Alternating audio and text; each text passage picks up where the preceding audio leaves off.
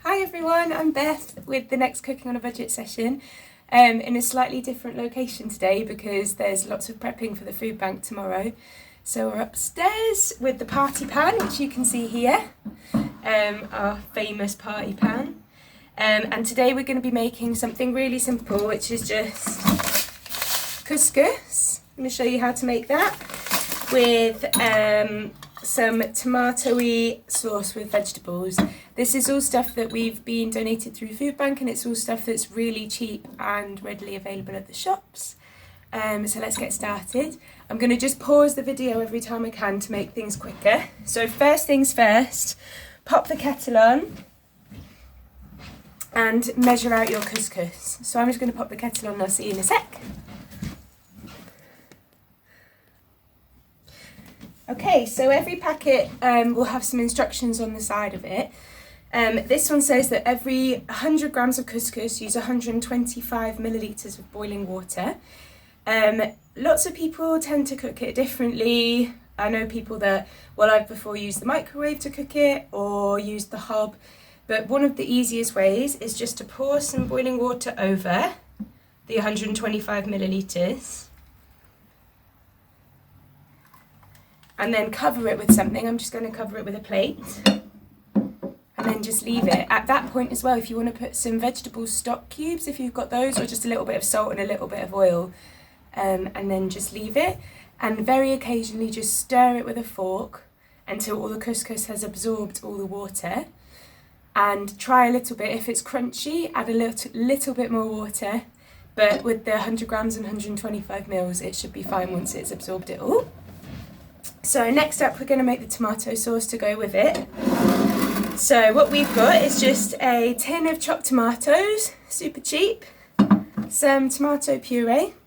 At this point as well, if you have any herbs lying around in the kitchen or in the garden or anything like that, feel free to pop those in to just make it taste a little bit more interesting. I always add a little bit of sugar as well, or honey, just to give it a little bit of sweetness. And some fresh garlic and fresh vegetables if you have them. But I'll just open these all up and then, we'll have a go at the tomato sauce. Okay, so first things first, turn your hob on quite low. We're using the party pan, so they take not very long to heat up at all because they're electric. So once it's feeling quite warm, you want to add your tin of chopped tomatoes.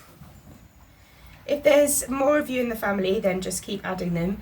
You can have a little bit of oil at this point as well. This is where you'd add your herbs and spices, and a bit of salt and pepper or something if you like as well. So this is getting hot. You just really want to just heat it through. It's super easy. The reason that we have a bit of tomato puree here as well is that it adds just a little bit more depth of flavour. So I only realised this very recently, but the lid flips and opens that. So we just add a little bit of this in as well, and that'll also just make it a bit thicker. I'm going to turn the heat down a bit. If it starts boiling away, splashing. If it starts boiling, then you'll lose a lot of the moisture. So if you want to keep it a bit more saucy, then turn the heat down a little bit. Tin tomatoes are so versatile and they're so cheap in the shops as well. So once that's all heated through, you can add your veggies. This time we've got garden peas. The frozen versions of these are also really cheap and delicious. I think peas are one of my favourites, and they add a bit of greenery to it as well.